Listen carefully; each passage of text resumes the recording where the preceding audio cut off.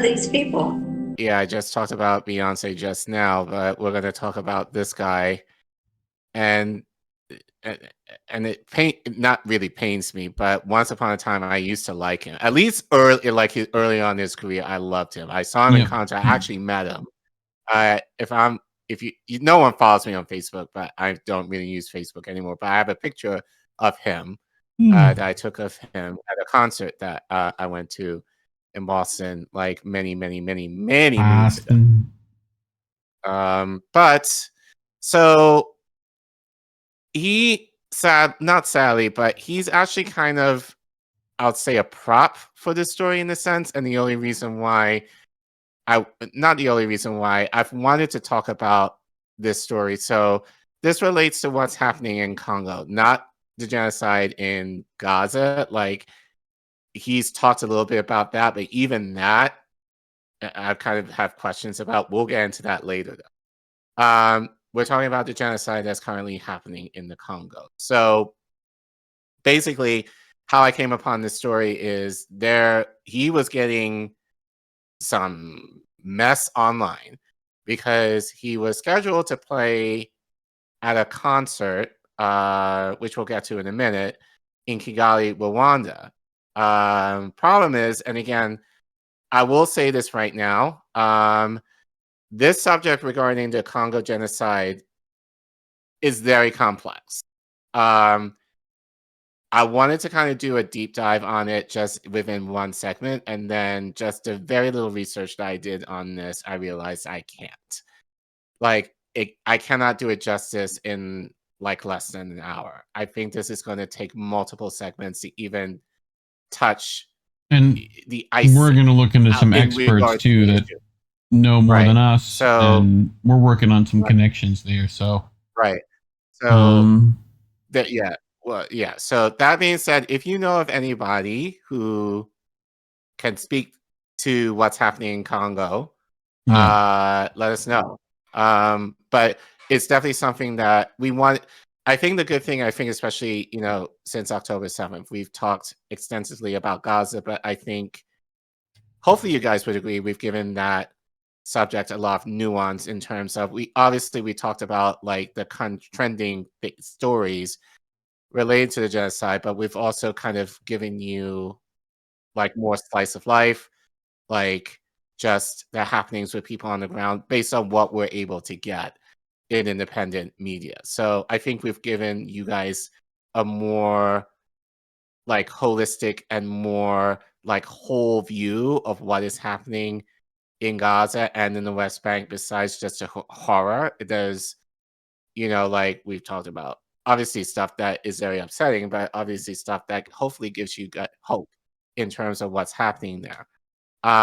So I think definitely we want to kind of give that same justice as best as we can to what's happening in Congo, because we're lucky, well, not lucky, but the fact that, Gaza does get some press when mainstream media feels to do it, but we never almost hear anything about Congo, even in independent media.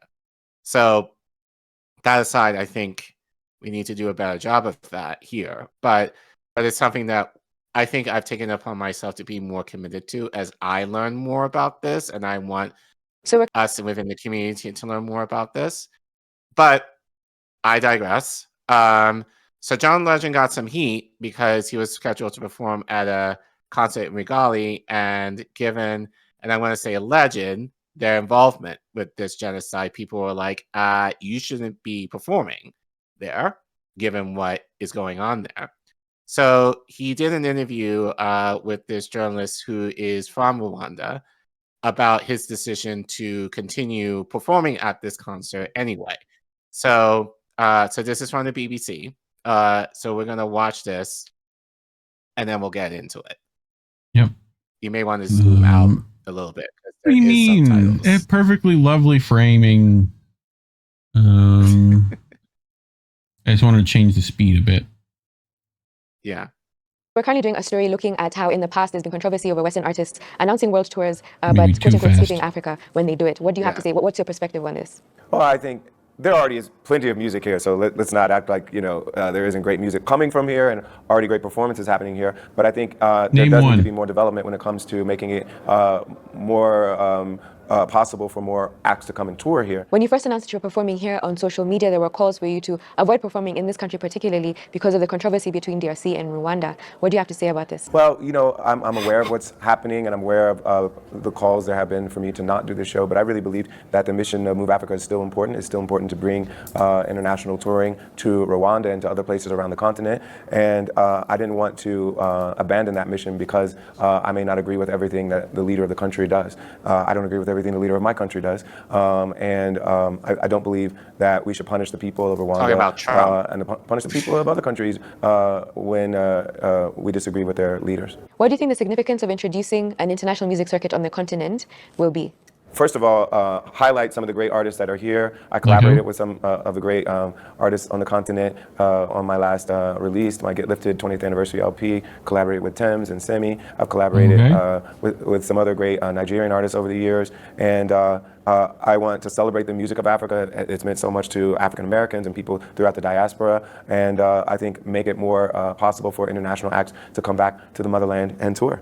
Could you explain why you decided to headline Move Africa this year? I think what Global Citizen is doing with Move Africa is really empowering a lot of local businesses and folks who want to work in this industry to learn and grow and develop and be able to host more concerts and more tours in the future. And so that's really what this effort's all about. I'm here not getting paid. I'm just here to bring music to this area from that music that I'm proud of and that I love and that I'm excited to perform here, but also to make sure that we continue to grow the touring industry and capabilities here and around the continent.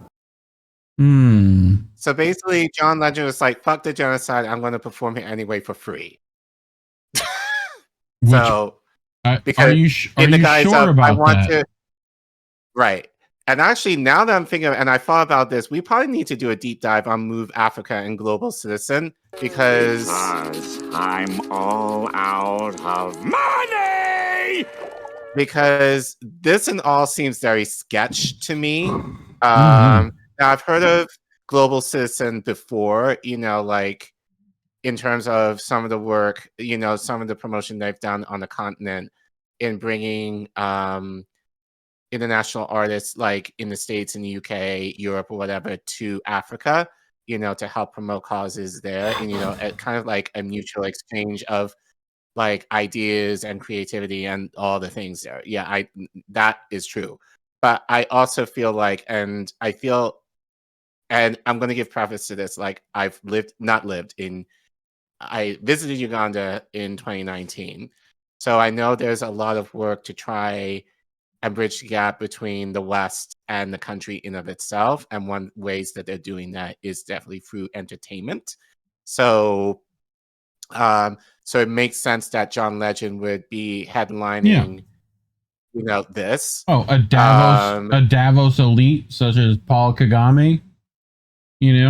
Organized by Global Citizen, a Bill Gates funded NGO. No? Yes. Okay. Just making sure. Yes. So, so yeah. So it might be worth doing a little deep dive into that in of itself, maybe another time. As I said, by the way, Legend in and of himself was awarded a Young Global Leader Award by the WEF. So, that's always fun. Couple of those around if you go looking for them. Yeah. So, but he mentioned how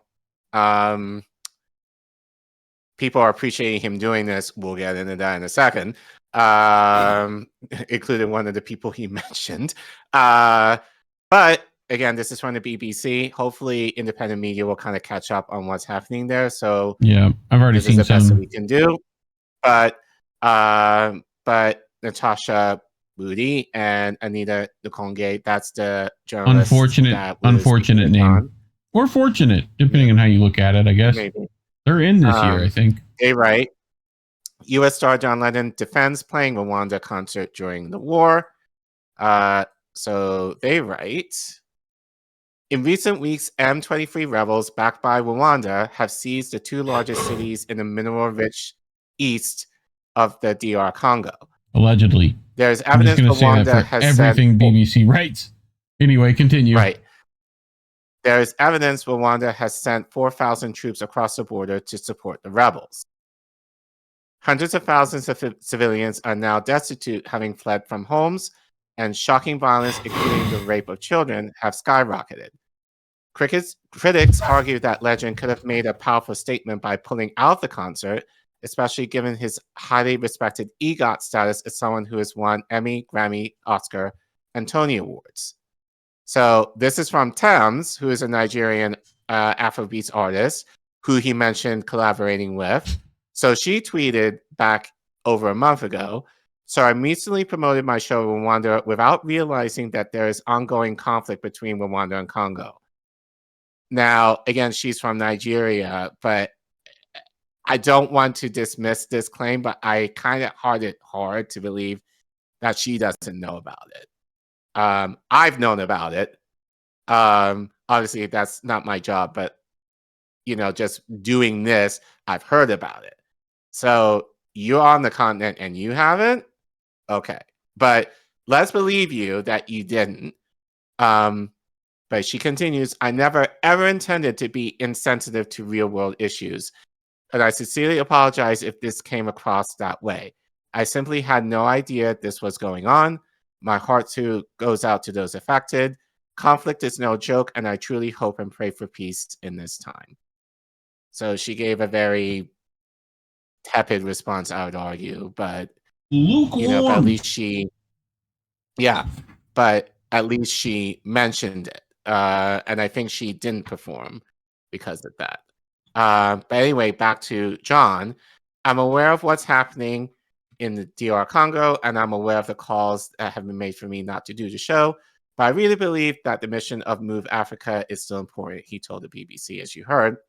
Delight fans at the sold-out show agree, but social media backlash was ferocious enough to force Legend to delete an Instagram post he had made promoting the event.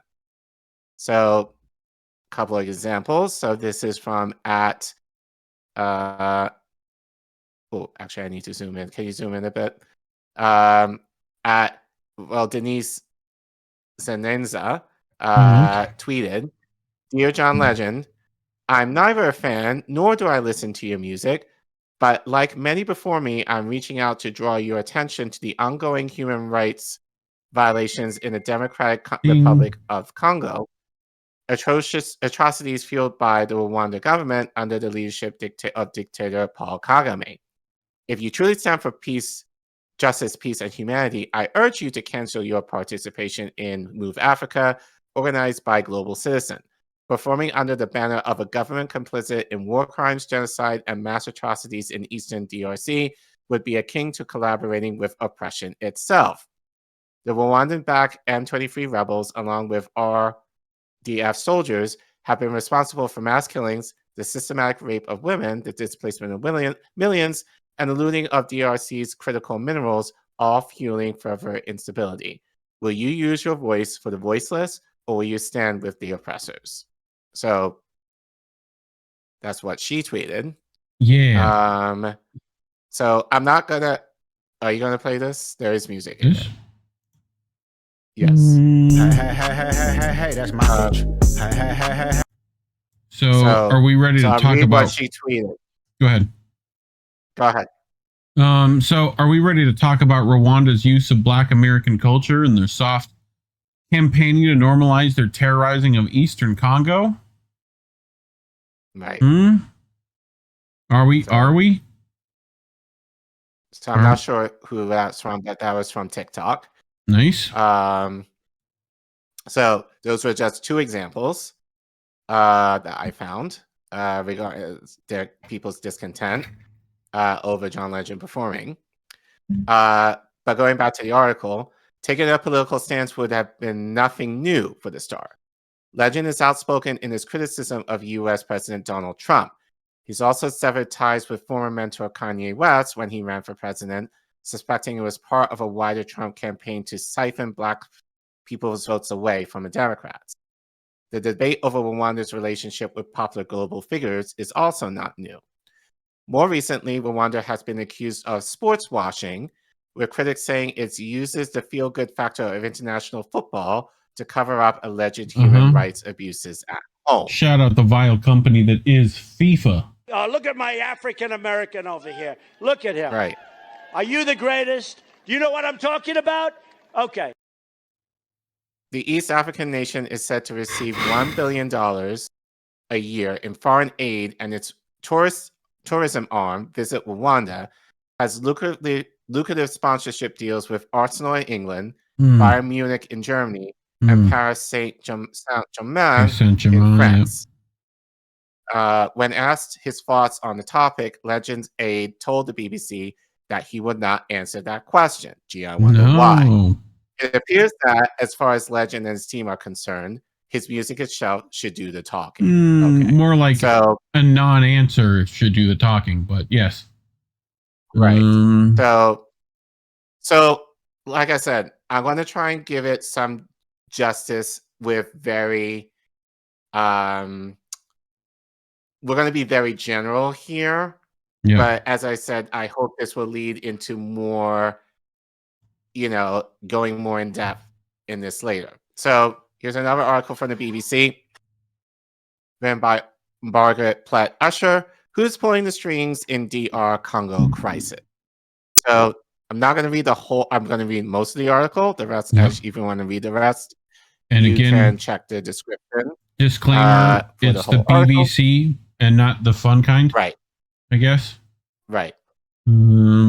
So take this with a grain of salt, but as I said, we hope to have other people who know more, who can actually speak to this, either affirm this or say otherwise. But for now, the seizure by M23 rebels of vast tracts of land in the mineral-rich east of the Democratic Republic of Congo has triggered a humanitarian and diplomatic crisis involving several neighboring countries. An alarming number of African armies already have troops deployed in the conflict zone, which have a long history of outside interference. The DR Congo is so vast, 2/3 the size of Western Europe, that is a member of both the East and Southern Africa blocs. The two regional groupings are joining forces to hold an emergency summit on Saturday to try and end the fighting. Excuse me. So who are the main players? And what do they want? So, first guy. This is Congo's president, Felix, and I'm going to butcher his name, Tshisekedi, I think is how you say it. Apologize to butcher your name. So, he wants to regain territory lost to the rebels, including the largest eastern town of Goma, and to prevent them from seizing more. He blames Rwandan leader Paul Kagame for backing the M23 with weapons and troops, accusing Kigali of invading Congolese territory with the aim of looting the country's minimal wealth and orchestrating regime change. Sound familiar to you, Reef? Correct. The case that Rwanda is supporting the M23 offensive is based on evidence presented in the UN report, and broadly accepted by many African and Western governments who have demanded that Kagame withdraw his forces. However, to Tshisekedi's frustration, none have matched the rhetoric with action, and you can zoom out, respond to Kinshasa's call for sanctions and other tough measures. Yeah. The Congolese leader is also worried about keeping his seat. Keep that in mind. I think the political survival of his government is at stake, said Jason Stearns, a former UN investigator in DR Congo and currently a professor at Simon Fraser University. There is concern that the M23 campaign might embolden internal opposition forces or trigger a coup in his army, which has a reputation for being fragmented and undermined by corruption. So he's one player. Here's the other one. Okay. We've talked about this guy. At least I've talked about this guy recognize the face. a few times on this show. This is Paul Kagame, president of Rwanda. This guy stinks! In this conflict, Rwanda's longtime leader Kagame is the center of attention, but he's practiced at deflecting it. He has a long history of military intervention inside DR Congo linked to the aftermath of the 1994 Rwanda genocide, which we've talked about in many segments over the years. Rwanda does not admit to providing military support to the M23, but repeatedly it says it will do anything necessary to defend itself. Again, sound familiar? Yep. Very. Kagame maintains that Rwanda's priority is to destroy an armed group formed by the Hutu genocide perpetrators who massacred Rwandan Tutsis and then fled to what is now eastern DR Congo. He has accused DR Congo's army of joining forces with them and others not only to slaughter Congolese Tutsis, who the M23 claims to be fighting to protect, but to threaten Rwanda. At a diplomatic level, Rwanda wants to confirmation of its narrative that the conflict is a Congolese problem, and Kigali is simply defending its borders against the spillover of a civil war. It's demanding that Kinshasa negotiate directly with the M23, which it refuses to do. But what it's really after, said Mr. Stearns, is to maintain a sphere of influence in the eastern DR Congo. So, Dr. Congo. MD. So, actually, just to continue, Rwanda has economic as well as security interests. Kigali denies UN evidence that it smuggles vast amounts of gold and other metals out of eastern DR Congo and sells them as its own. But access to DR Congo's mineral wealth has been a driver of conflict in the region for decades. And I'll argue is also associated with the West, who, if you've watched our show long enough, you will know that the West is very friendly with Rwanda. And I say that knowing having been there. There are others this time around, not least the personal animosity between Kagame and Tshisekedi. God, Yeah. sorry. What he said. Kagame wants to teach Tshisekedi a lesson about who's the strong guy on the block. Richard Moncrief, who monitors Africa Great Lakes region for the International Crisis Group. The Rwandans are just going to keep fighting until he makes concessions and gives them fairly free reign in the eastern province of North Kivu. He added. Okay. So next player, probably lesser known, is revolving Burundi, which is right next to Rwanda. Actually, they're called the twin countries in that regard. And Rwanda sees Burundi. Iversti Ndeshimi. Yes. Ndeshimi. Okay.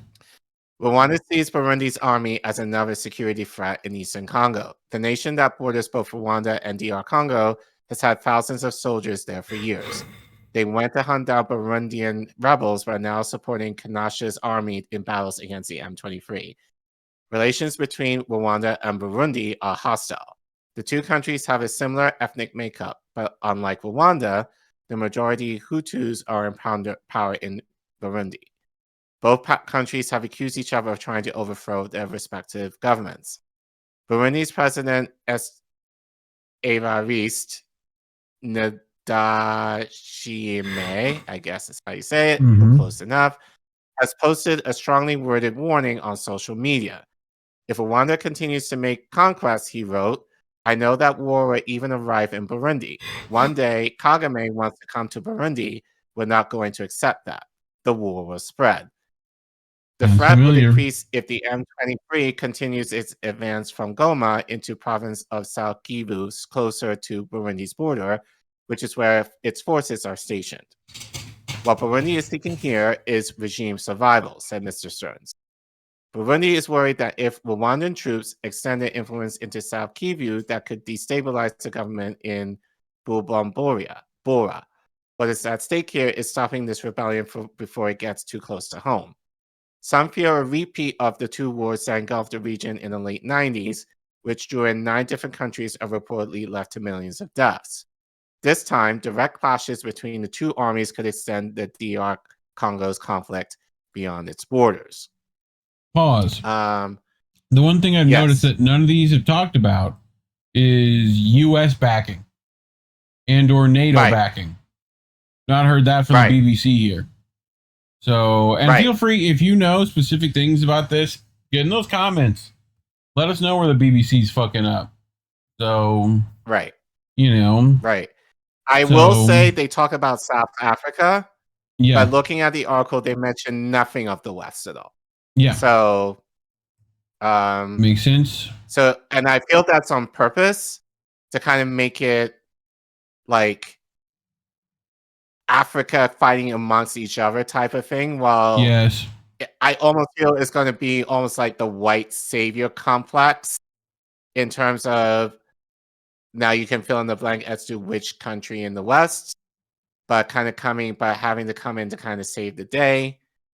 But I have to wonder how the West is involved in any of this at all.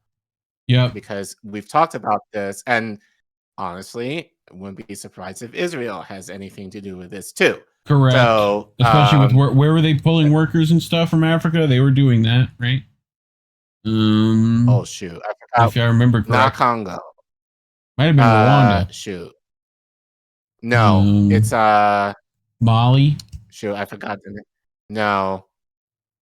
It's on the tip of my tongue. I forgot which country was essentially sending African workers migrants to Israel. We did cover that.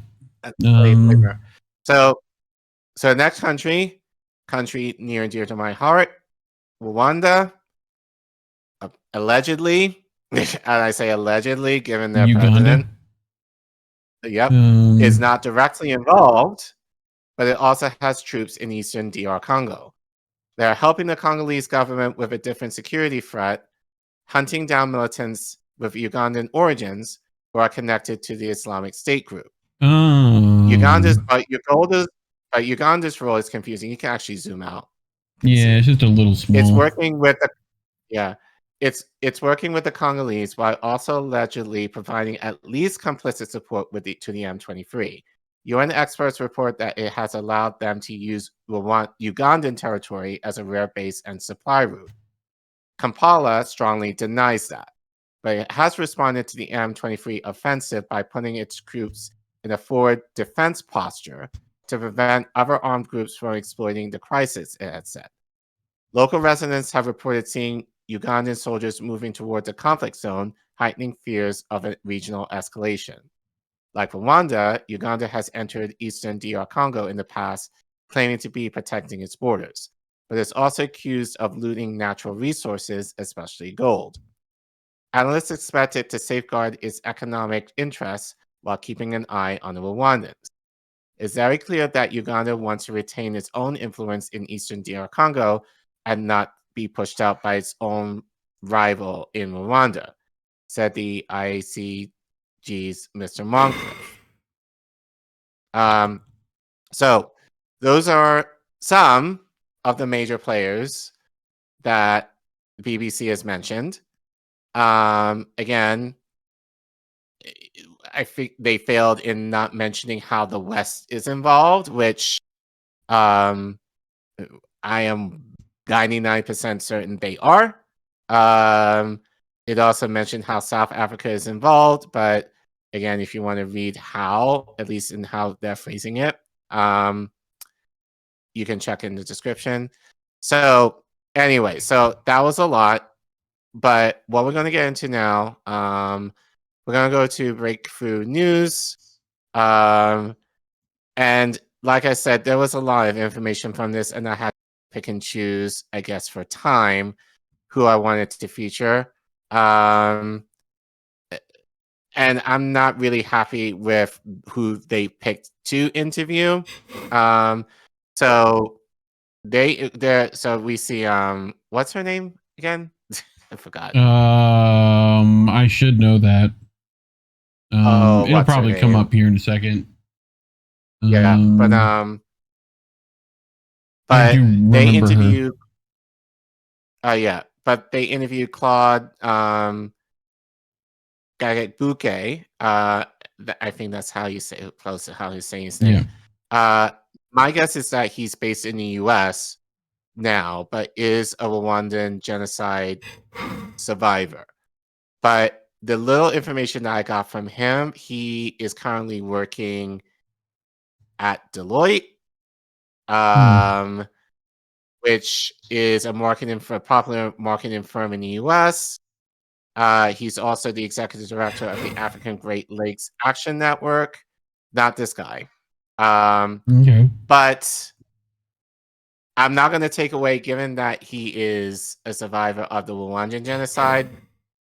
But I will admit I do have my suspicions about him.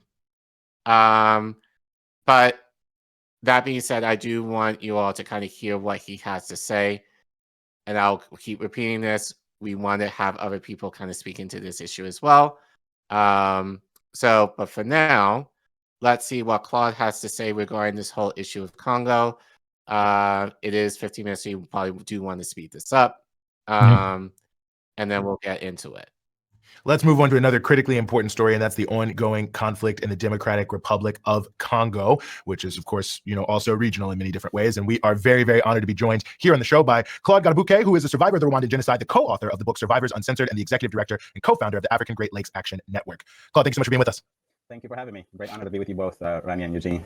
Well, it's an honor to have Rania, you here. And Colin. I guess I wanted to start because with this point here, I mean, the Rwandan government has essentially held out that its support for M23, its entire purpose for doing everything they're doing in the Eastern DRC, is to protect the people of Rwanda from a renewed genocide. It has nothing to do with minerals or anything else. And I wonder how you respond to that justification being put out there by the Rwandan government, M23 and others.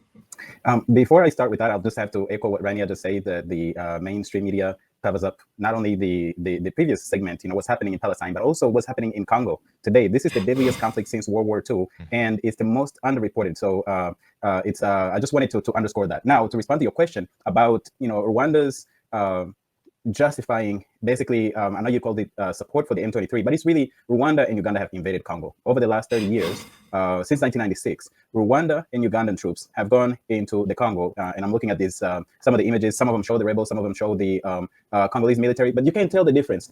A rebel group in an African country, or most other countries, some of them are going to have on a red Michael Jordan jersey, another one's going to have a purple Kobe jersey and some sandals. The M23 is a well-equipped Rwandan and Ugandan army that are invading the Congo. Now, with Rwanda saying that they're doing it to protect Rwandans and specifically ethnic Tutsis from another genocide, or because they're discriminated against, it's a big lie. It's simple. If you're going in a place to fight discrimination, why do you go and start amputating women's genitals?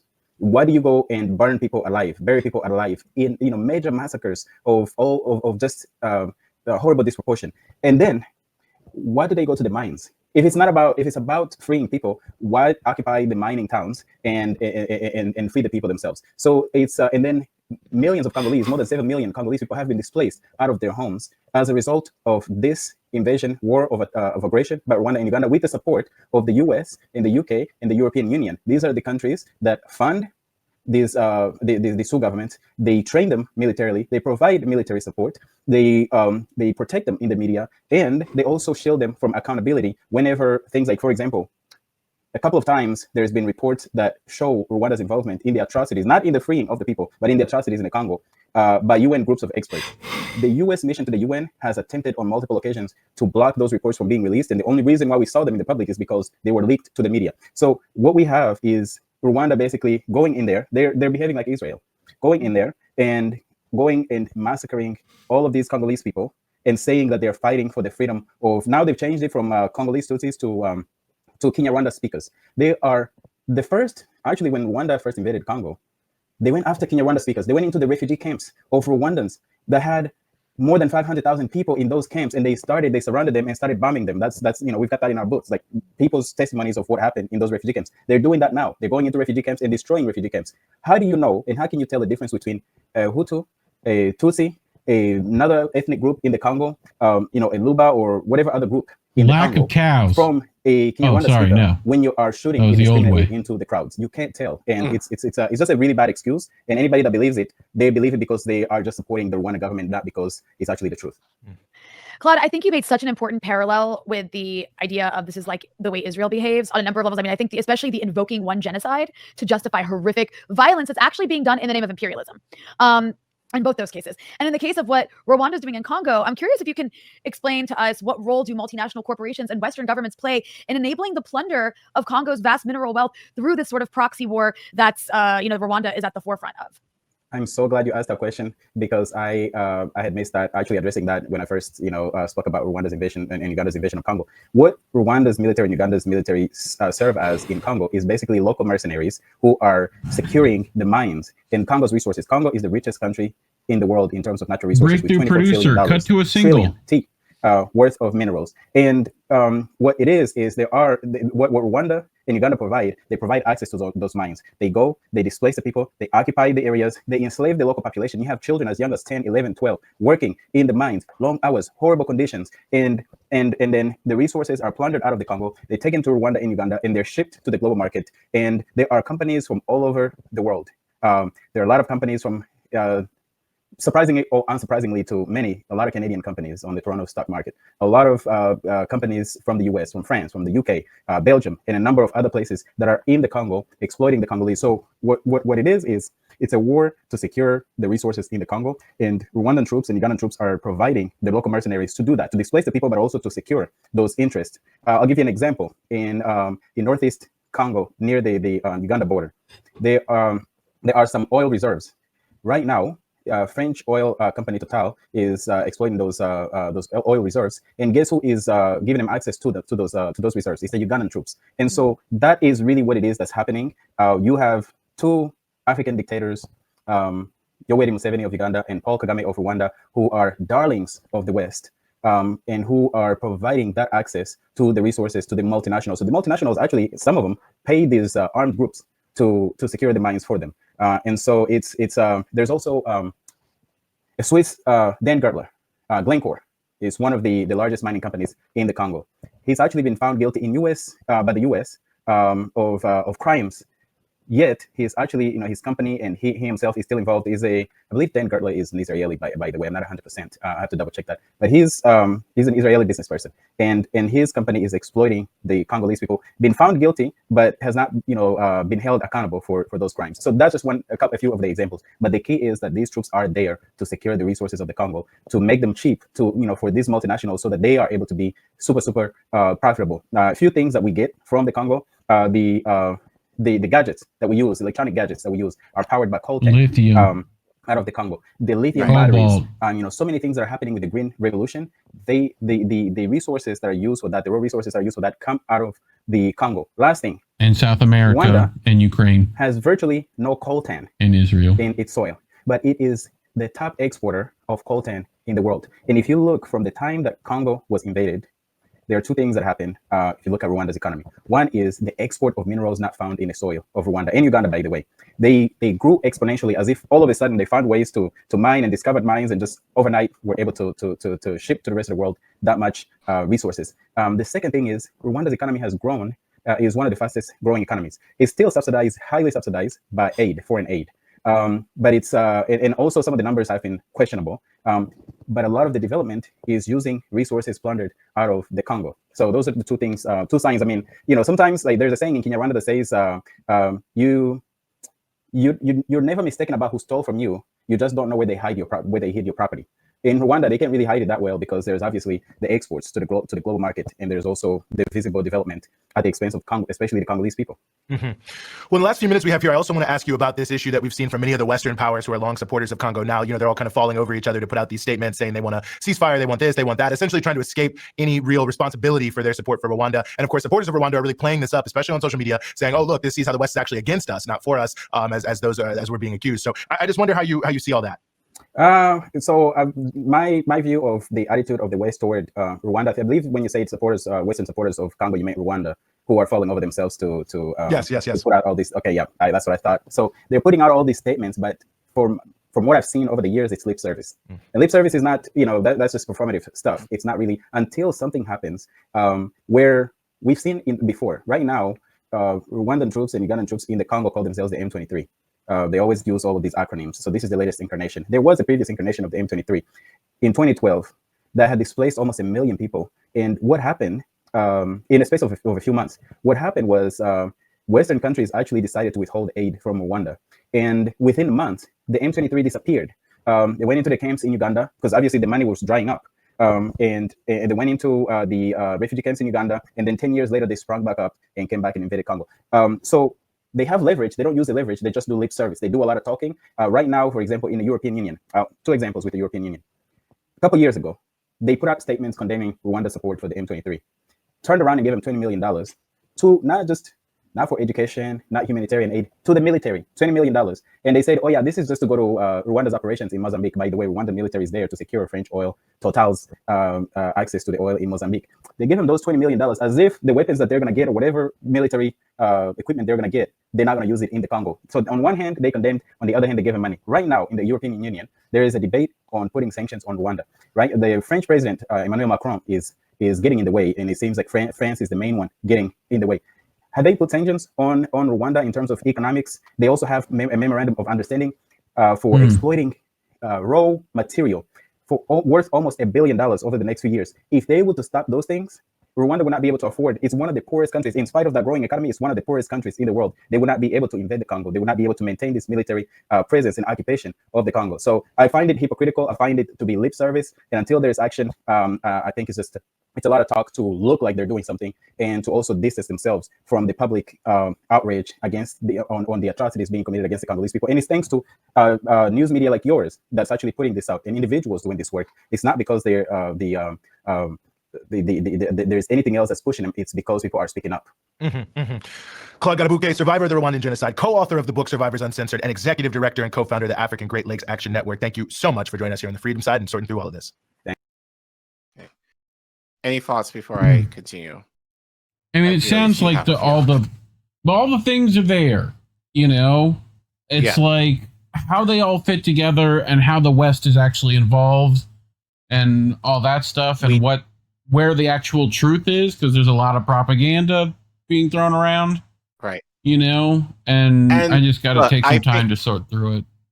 You know? Yeah, like I said, we're not doing this justice, but I think this is definitely going to be worth dissecting more as we continue with the show and as we find more stuff. Like, yes, that being said, with Claude, I do feel like, yes, there was a lot of truth, I think, especially what we reported. But I also, in a way, have to kind of give him a side eye a little bit. I think in terms of, as you said, the idea of, and Raya did this too, just kind of comparing this to what's happening in Gaza. Yeah. I get why they did that. Well, and that's been my red flags with this from the beginning, where it's like, right, it immediately was like parallels, you know, and they've tried to do that recently in Syria and a couple of other places, and the boot doesn't necessarily fit with that. But more importantly, I know that narratives are trying to be managed everywhere, and you know, there's a lot of stuff where it's like, you know, well, do you condemn what's happening in Haiti? Do you condemn what's happening here and in Ukraine and this? And it's like there's a lot of that going around, and that's just my worry, is that I don't know enough about the region to be able to say yay or nay on, you know, complete genocide yet. There's quite a bit of evidence in Palestine's case, video evidence and whatnot. So same thing in Ukraine. There's plenty of video evidence of what's happening. I just don't have enough to understand there. But we're gonna work on it. Also, for him being and for him being Rwandan, and I think they kind of pulled him. You know, obviously given his position, you know, obviously he's. I don't want to call him a PMC, but he is. But like given his position, but then also, you know, being, you know, a victim of genocide himself.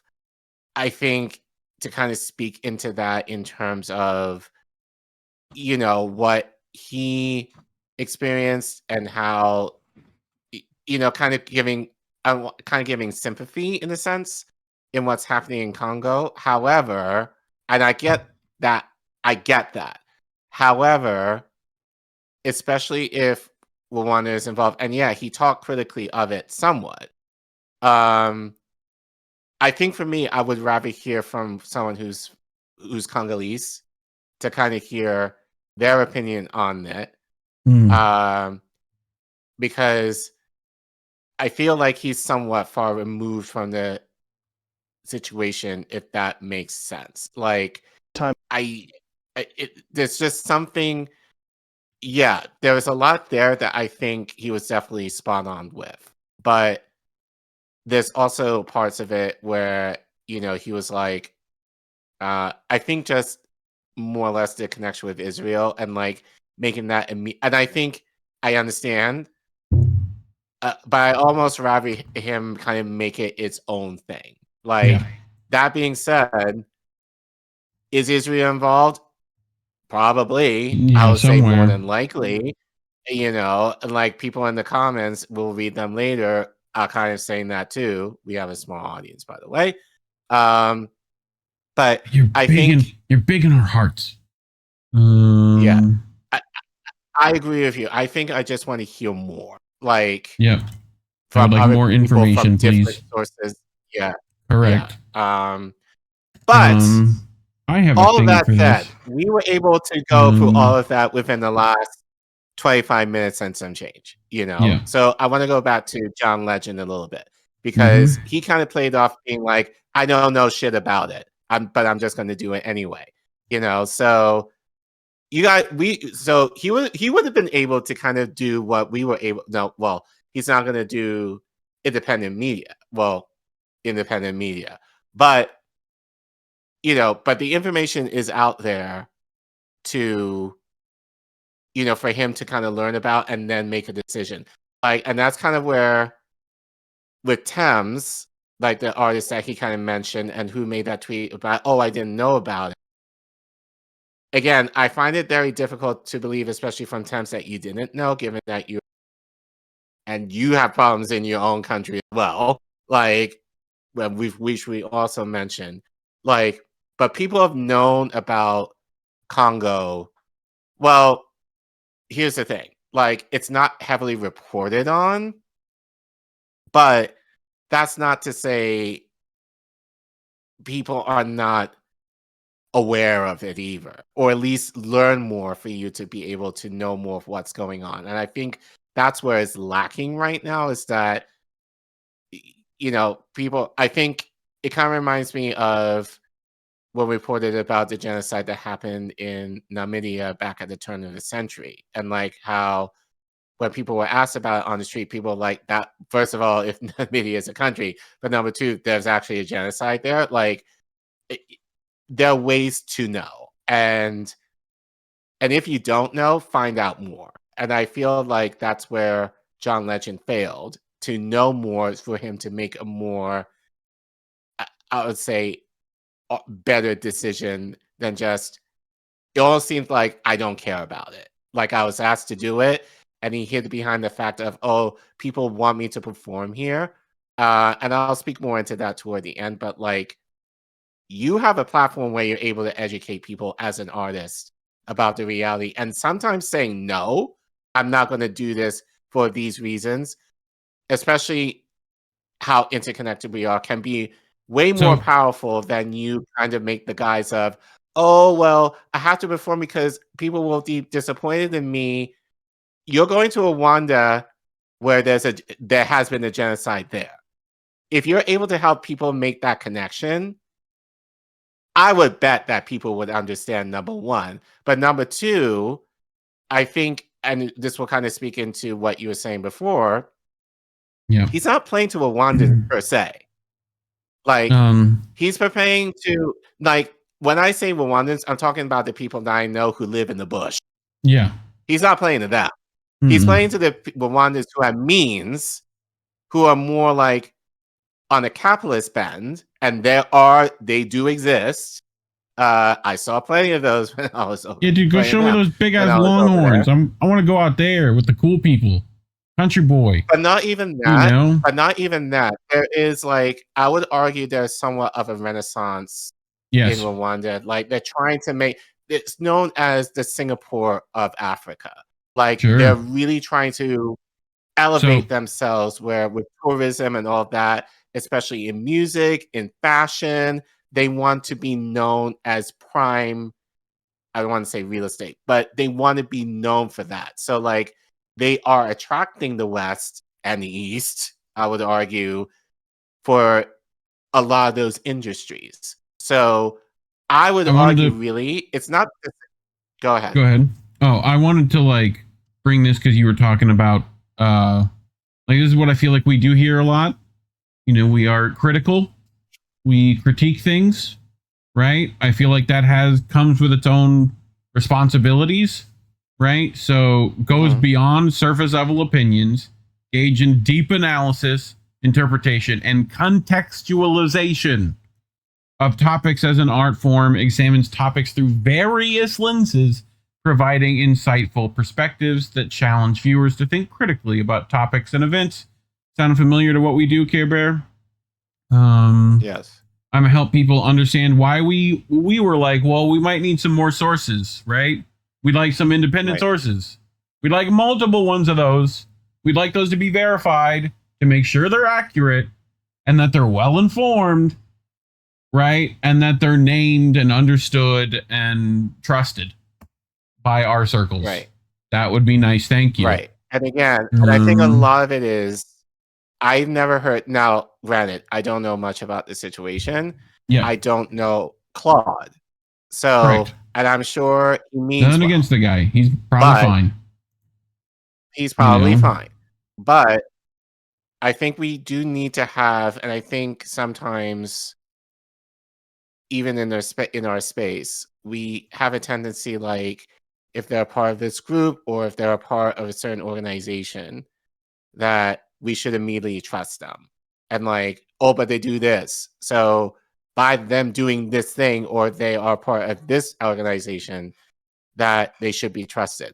No, like they have to earn your trust, and they have to be vetted, you know? Like, I mean, you can do that as part of your show, whatever, fine, you know, but you also have to kind of look at their history. So given, again, for time, I didn't know a lot about Claude, but I know where he works. And I'm kind of like, because Deloitte is kind of, I don't want to say it because I have some friends who do work for them, but it is kind of, I would argue, a very liberal consulting firm. So, you know, so he will, and I get those circles, you have to play into that somewhat. So I'm not sure if he's really going to be more radicalized or more left leaning in terms of what he says. Although I feel like a lot of what he said there was definitely probably accurate in terms of what I know and probably what we've talked about. But yes, we need to see more. But going back to John for a second, and I don't want to kill you too long for this, and I don't do this, but Reef is very gracious to me in this. Yeah. I hate it. Okay, you could yell at him in the chat if you want to. I won't stop you. Right. You know, yell at Manny too. I want to play this because I think it's just funny how John kind of downplayed what's happening in Congo, but he had plenty to say about what's happening in Palestine when he was talking with Mehdi. So I do want to play that, and I want you to notice the difference between what he said to that interview in Kigali and what he says to Mehdi here. So we are going to play on social media from my friend Daniel Levy, calling for a reset on Gaza from the administration. Does Kamala Harris need to break from Biden on this issue, do something different policy-wise? She's done better, I think, rhetorically. I think we can all agree. Does she need to do something better on policy, signal that she will be different, especially to win a key state like Michigan? I do believe so, and I really think it really revolves around the idea of accountability and using our aid to Israel as leverage. I don't think we should be writing blank checks to any country that we're allied with, and that any kind of assistance we provide, any kind of weapons we send, should come with conditions. And I think that's a very sensible way to conduct foreign policy, and we do it just about everywhere else. So let's do it there too. And in the summer, it's also a problem. You collaborated on an Instagram post with Save the Children, calling for a definitive ceasefire in Gaza and a release of the hostages, which we all want. You said you and Chrissy had donated, I think, $100,000 each to the charity for Gaza. Which also, I think, does stuff in Ukraine. Both as parents, to see how many kids have been killed in Gaza, at least 16,000, probably more. Thousands more have limbs amputated. Some of them have come to the US for treatment. I'm a parent, you're a parent, forget the politics. Just seeing what's happened to children. What's that been like for the last year for you? I know you spend time on social media like we all do. It's stunning to see it. And it also makes me very frustrated how easily we dehumanize certain people based on where they live, the color of their skin, their religion, whether or not they're allies with our country. No matter what political disagreements and political animus and anger we have at Hamas and the leadership in Gaza, those kids are innocent. Yes. And I don't believe You it's know like what? Pause punishment. here. And He just said, I don't want to dismiss what's going on. You just did with Congo. You did. Because you just kind of like, I'm sure there's fine, but I don't know anything. So Also, how much you want to bet he fuck still them gets money kids, I'm from gonna Israel? play You know? Right. But basically, he was like, fuck those kids in Congo. Essentially. Like, you have like with the shit livingness of what he was saying here, correct in part of what you were saying regarding Palestine, somewhat. But you should have had that same energy for the people in Congo. And I think I mentioned this to either you or Indy earlier in the week. I think it's funny you have this kind of critique of Palestinian children, which I think is perfectly fine. But you can have that same critique among your own Black people. Granted, they live in Africa, but you didn't have that same heart for them. And for me, that's a problem. Like, yes, if you're going to have expressed concern about humanity, as you claim to, John, you need to have humanity for everyone. And I think my issue is, as a Black African American who is looking to connect with Africa in terms of your music, you have a priority to educate people about the reality of what's happening in Africa. And you're not going to do this, but I'm telling you, in the ideal world, what you should be doing, you should be talking about the reality of overlords of who probably pay you to shut up, to the reality of what's happening in Africa currently is at the hands of the people who you do not want to mention. But you won't do that because you sold out. You sold out. You talk about how you grew up middle class in Ohio and you had it rough and all that, and your heart still think about the people that you grew up with. The problem is, John, you're not in Ohio anymore. Hollywood boy.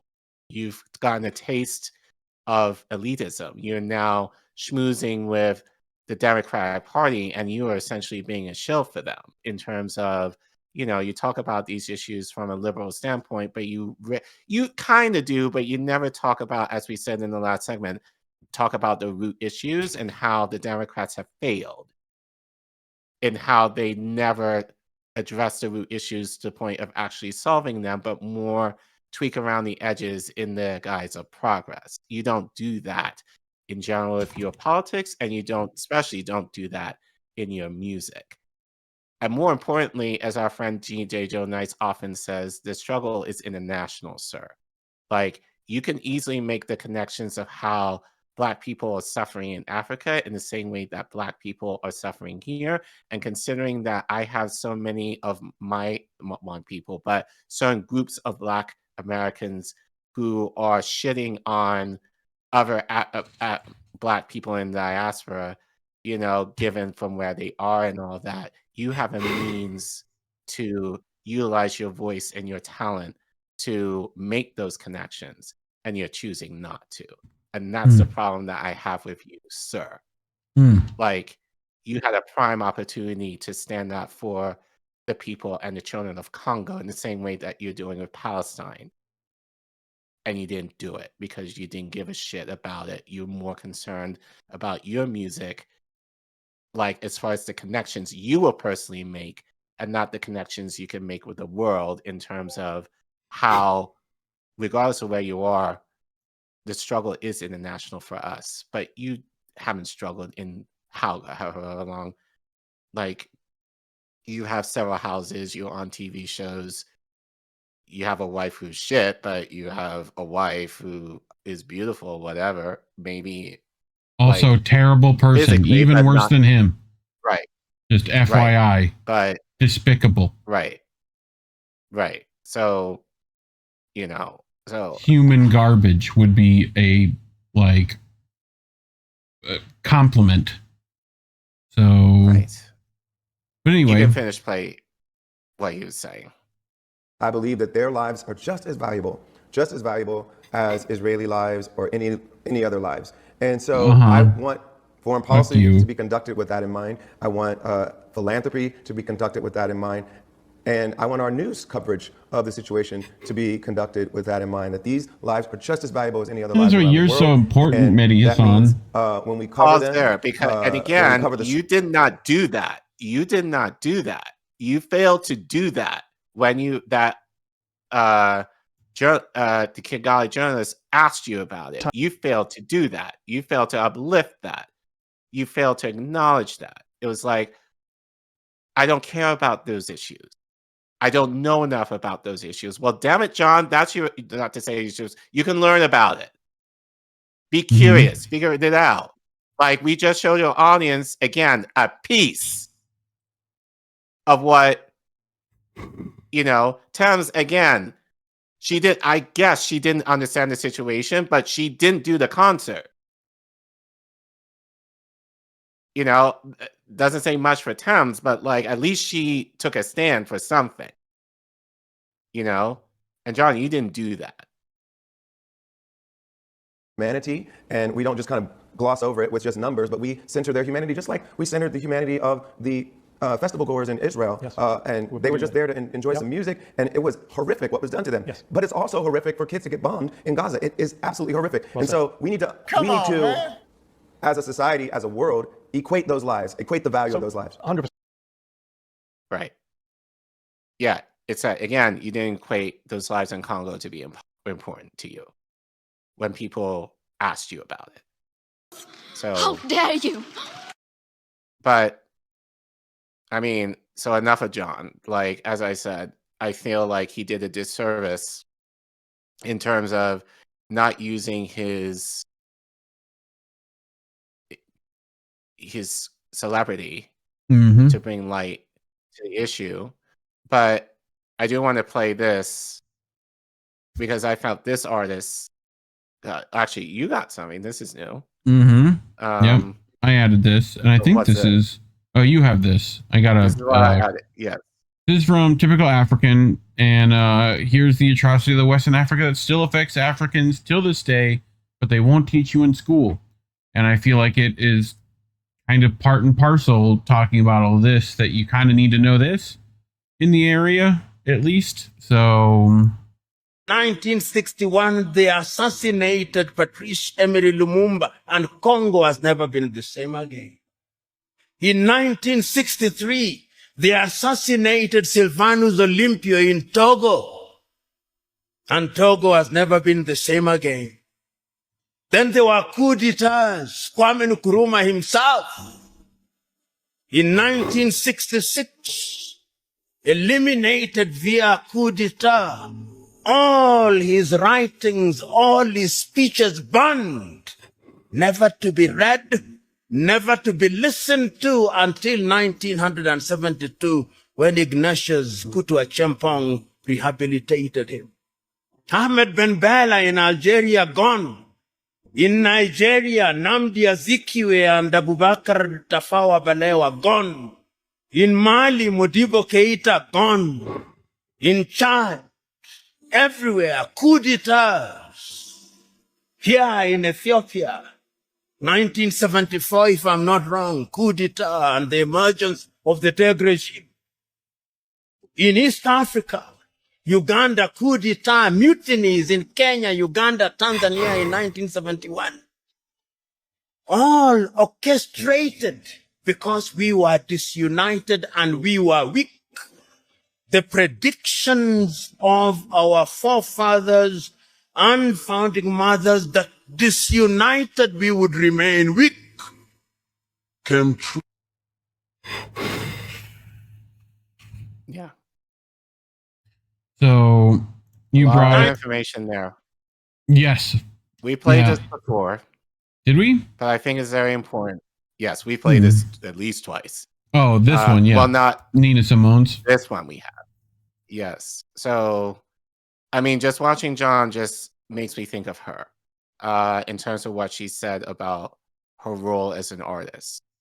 So, and it's too bad that John didn't, I think he thinks of it in his own way, but not to elevate and cultivate that understanding among his audience.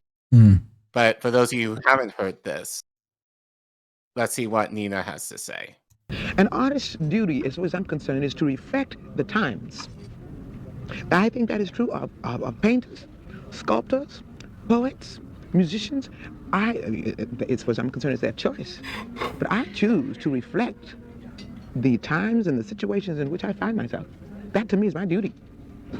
And at this crucial time in our lives, when everything is so desperate, when every day is a matter of survival, I don't think you can help but be involved.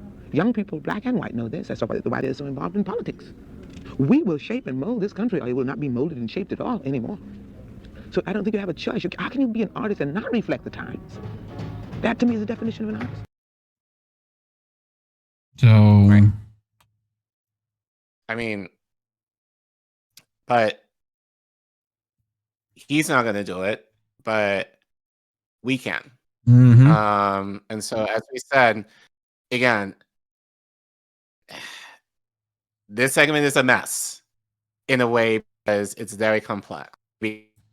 We're not going to tap. I'm sure this was about, but this is just the beginning. And as I told Reef, I am very committed to working with him to gain more understanding on this issue. Like, we've talked about it in different stories in the past, you know, and I'm sure, and I saw a lot of you guys in the chat kind of mention that, so thank you for that.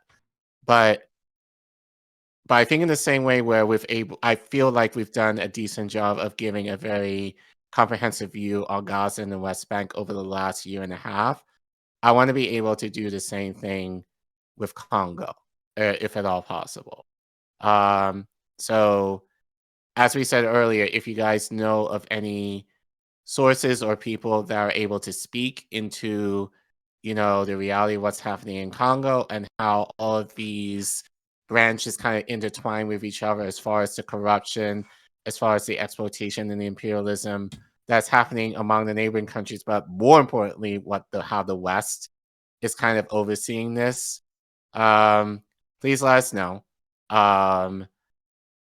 And we want to be able to give, more importantly, we want to give the Congolese a voice, if at all possible, in the same way we're trying to give the Palestinians their own voice. People are right, though. Like, Congo is not talked about at all. Like, I feel Gaza, while correct, has gotten a lot of play here, but you know, not so much independent media, but you know, but we don't often hear about Congo, which I will argue, you know, as you said, like the very phones we use come from Congo in terms of the lithium that is being exploited from there in order to work the technology that you're probably using right now. So I feel like out of that, I think we owe it ourselves to dive in deeper into this issue and really learn the insights of it in a way that I think we've done on Israel and Palestine. So, but yeah, so John, thank you in a way for giving me a lane where you couldn't, at least on a minimal level. But that's why we're demonetized. So if you want to help us out, especially in the future, as we are looking to connect with people within the continent that is able to speak more on this issue and story, You can help us financially by scanning the QR code that you see on your screen if you have a smartphone, or go to the link that you see at the bottom of your screen there. Or if you're in the YouTube chat, you can type in !donate, all one word, and it will go to the Ko-fi link where you're able to fund us financially. Anything helps, even as low as $1, will be a huge way of our thanks to you for supporting us if you choose to do that. Obviously, we know money is tight, so the best way that we're asking for people to help us is for liking, sharing, and subscribing to our content. So tell us in the chat or let us know in the comments what you think. How do you feel John handled this issue regarding what's going on in Congo? Do you know anything about Congo, and would you like to know more about it? What issues within Congo do you think that we should cover in future segments?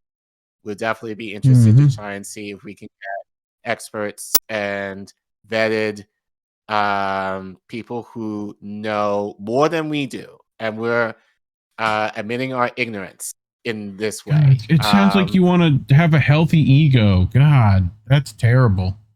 How dare you? No, I want to practice what I want to practice what I preach, and be narcissistic and vain. It's fine. It seems to work for everyone else. You know. Well, well, look, part of the reason why, and you know this, part of the reason why I was scared to do independent media, it's the idea of feeling like you have to know everything. I know that's not the case. Yeah, but it's actually better if you say you don't know things. That's what we're supposed to do, right? Anyway, but let us know what you don't know in the comments below. I'm admitting to you guys, I don't know probably most of the stories that we cover. I am being dead honest, but I have an inquisitive mind. I like to think so. I do ask questions. I think, but I want to take a learning stance. I want to learn more about what's happening in the world outside my little bubble. I want to help you guys I'm kind of coming into this with more of a, facilitating view. Like, I don't want to be known as, oh, Collin knows this issue or this issue. I want to be known as Collin has questions about these issues, and like his audience, I want to know more. So I could be better informed than not knowing this shit. So that's the kind of stance that I want to take. And if I'm not having that stance, fam, call me out on it. Because it's very easy to get ego. Fucking. Or yell at me at Twitter. I'm sure that a lot of people do that anyway. Tell them to learn to wrap this shit up. We gotta fucking get the shit. Get down in those comments. But help us get to 3K. We've been getting there slowly. And thank you guys for watching.